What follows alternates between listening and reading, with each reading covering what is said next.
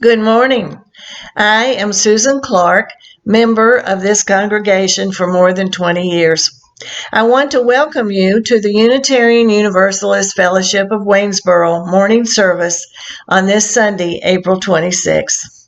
I am so grateful to be a part of this fellowship and find comfort in knowing that the people who make up this fellowship are part of my extended family. As some of you know, I am a storyteller. I keep thinking that we are living a story that we will tell our grandkids and great-grandkids as they grow older. I know that all stories that are worth reading or listening to have a beginning, a middle, and an end. I try to keep that in mind when I get anxious and sad about what this pandemic is doing to people around the world. We are at the beginning of the story now. Sometimes it seems overwhelming to me. I have to turn off the TV and turn on soothing or energizing music. I go outside and feel the cool, fresh air in my lungs and on my skin. I need to see the sunshine and see colorful flowers. I need to hear my granddaughters giggle and see their silly antics. Sometimes I do something useful or creative like cooking, art, or making masks for friends. I have been following the 21-day meditation experience conducted by Deepak Chopra. I am only on day 3, but have found it to be very helpful to becoming centered and calm. The centering thought for day 2 is the power of hope is here every day. That is an idea worth holding on to. It helps me to know that I'm not just wishing the pandemic would end soon while I wring my hands. That's what happens in some stories or fairy tales. But it helps me to know that having hope will give me strength to carry on. We can believe that there will be light at the end of the tunnel, that the story will come to an end. We don't know all the details of the story yet, the middle part, but we know that there will be a new normal at the end, which is true of all stories. Chaplain of Mary Baldwin University and columnist Reverend Patricia Hunt writes in her April 10 column, of the news leader, quote, "There will be days when we cannot see any light at all, days when hope mocks us. But it won't happen to everyone at the same time, and the temporarily strong will help the temporarily weak. And we will keep moving, maybe at a crawl, but we will keep going. But what will indelibly mark us are the tender mercies that came to us as we traveled, mercies given and mercies received." End quote. For me, believing in the power of hope at this time gives me something to work toward and something on which to focus. I have hope, too, that each of you will be able to find the power of hope. I also hope that you will feel that you have a home with UUFW while you are living this story, which we will tell again and again. This fellowship stands for inclusion and welcome, for caring for each other and our world through a broad sense of community that always seeks to see the common cause of all humanity and all creation. Love is our doctrine and service our law, so our spiritual ancestors said more than a century ago. Our vocabulary shifts with time, but those values remain strong. So, thank you for coming into this service, and I hope we will see each other in real time very soon.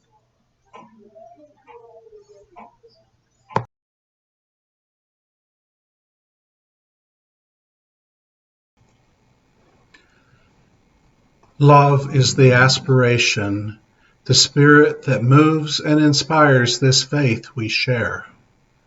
Rightly understood, love can nurture our spirits and transform the world.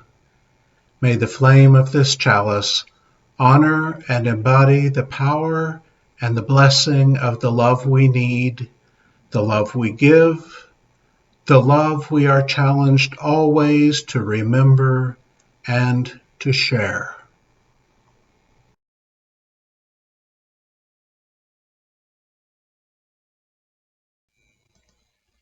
Our words of prayer this morning are by Maureen Killeran.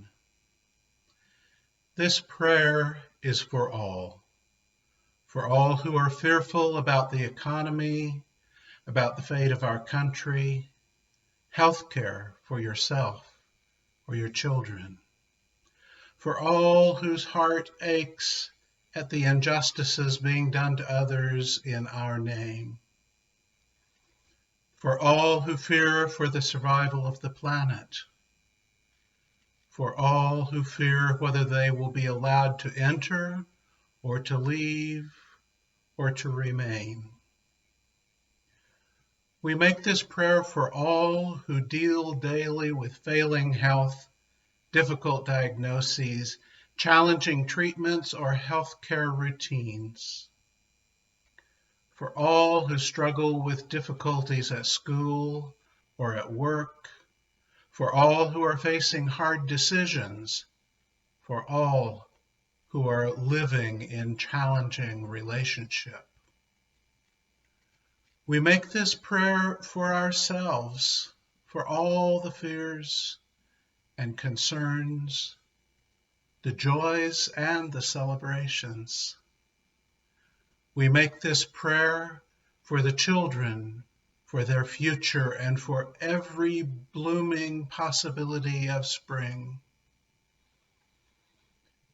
We make this prayer to hold in our hearts all the precious blessings of our lives.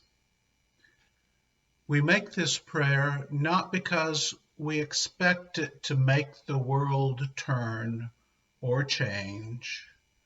We make this prayer to remind ourselves of who we are, of what life is, and how important love can be. We make this prayer because these words are what we need.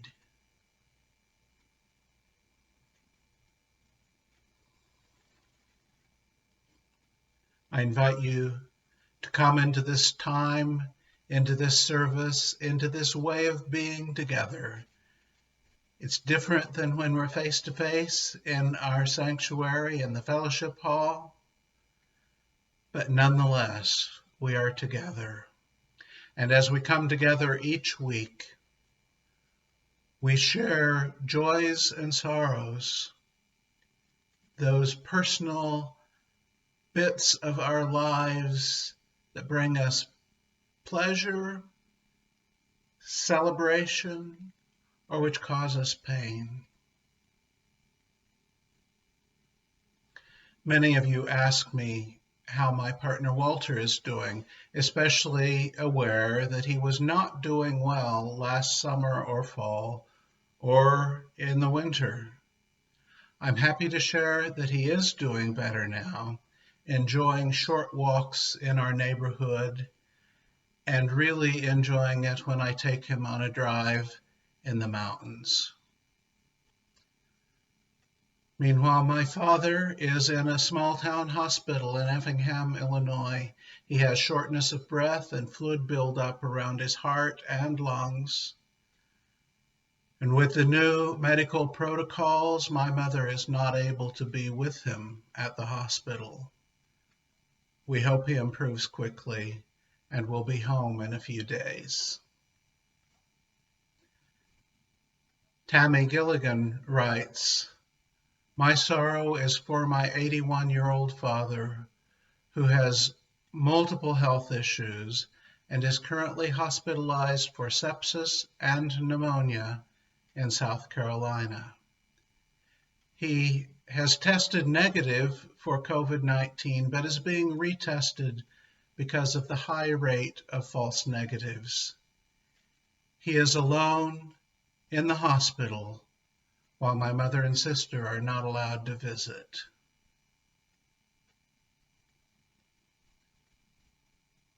Let us hold these sorrows that have been spoken together with all that remain unspoken in our hearts in a time of quiet.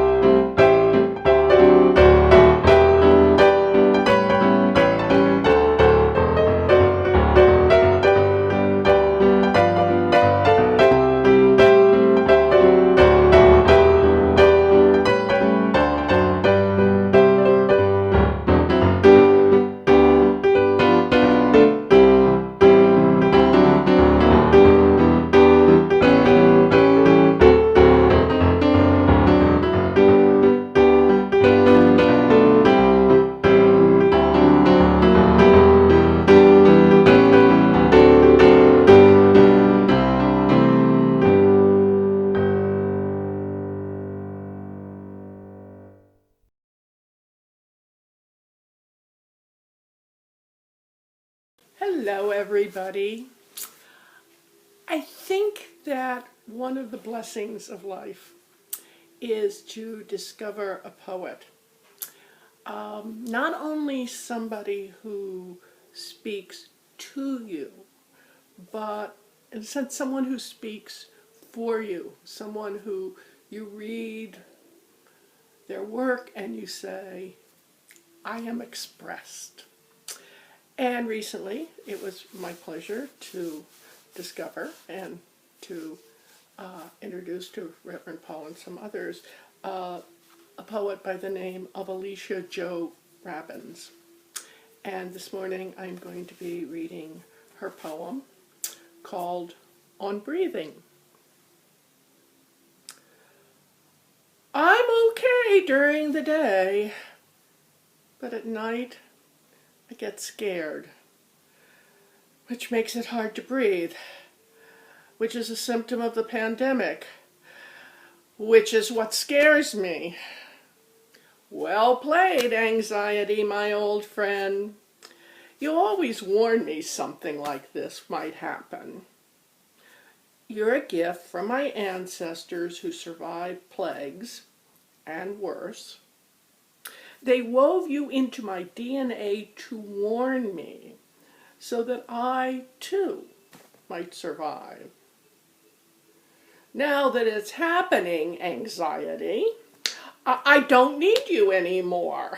I need the ones who gave you to me. So hear me, ancestors who live through danger times. I'm ready for you now. All these years I've carried your worries in my bones. Now I need your love, your 1,000-year view. Tell me it's going to be okay. Remind me you made it through, and we will too. Teach me to breathe.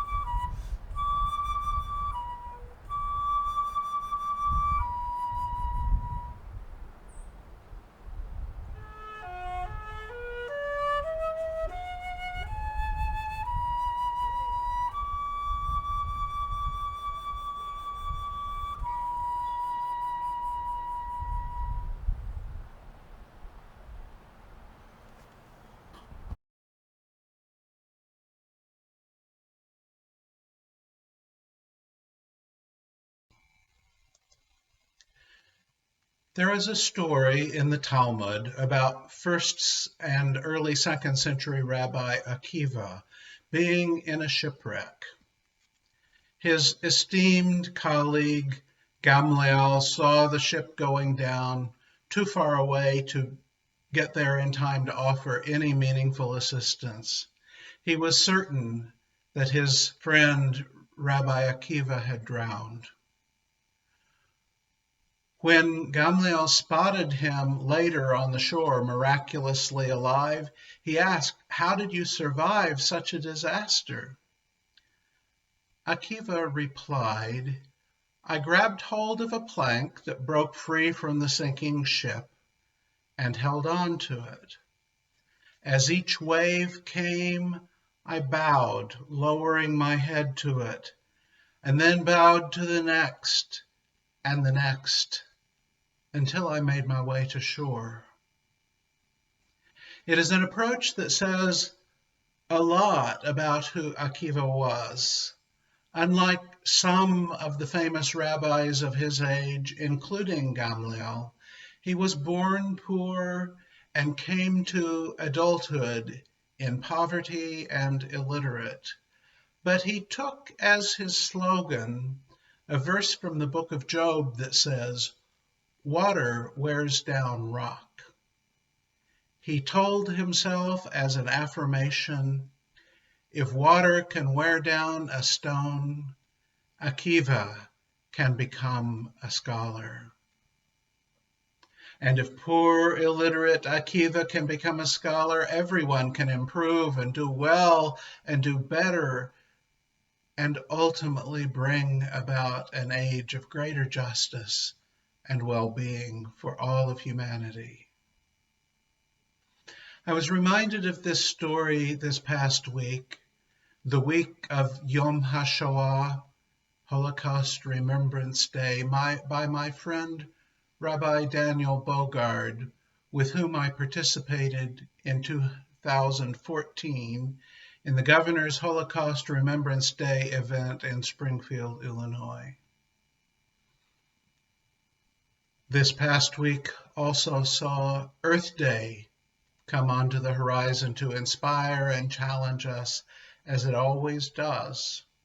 And my colleague Matthew McHale in California pointed my attention to yet another colleague, Peggy Clark's words, written from New York, where she serves, and I quote, "Right now, we're burning less oil and coal than we have in decades. We're consuming less, shifting our cultural materialism to conservation as we live into the fragility of our supply chains and the reality that we need less than we thought we did. We're spending time outside, focusing more on the people right in front of us, preparing our own meals and making do with what we have. We aren't racing to get anywhere, living by externally enforced schedules, or otherwise trying to be in two places at once." End quote. We are in complicated, tough times, facing many challenges, from the challenge of boredom to loss of income, to overwork in some cases, to mastering new technologies, to all the significant health risks that exist around us. And in that new reality, our focus is shifting. We are learning things about ourselves we didn't necessarily want to learn, but that may give us the perspective necessary to do things differently. When we come out from under this shadow, we may find that we do things differently. We are making do with less, and in the process learning something about the difference between needs and our sometimes frivolous wants. Both needs and wants may currently be beyond our ability to satisfy them. We learn to make do. Also, within the past week, in honor of both Earth Day and John Muir's 182nd birthday, a friend of mine who lives in California, whom I met when we both were residents in the same city in then communist Romania. She posted a link to 20 significant quotes by John Muir, that 19th and early 20th century naturalist, sometimes referred to as the father of our national park system. His encapsulated wisdom in those 20 quotes includes these. The world is big, and I want to have a good look at it before it gets dark. When we try to pick out anything by itself, we find it hitched to everything else in the universe. One touch of nature makes the whole world kin. I am losing precious days. I am degenerating into a machine for making money. I am learning nothing in this trivial world of men. I must break away and get out into the mountains to learn the news. Or finally, I never saw a discontented tree. I never saw a discontented tree. John Muir did not have a simplistic understanding of nature, like contemporary Unitarian Universalists and naturalists and scientists. He understood the interdependent web of all being.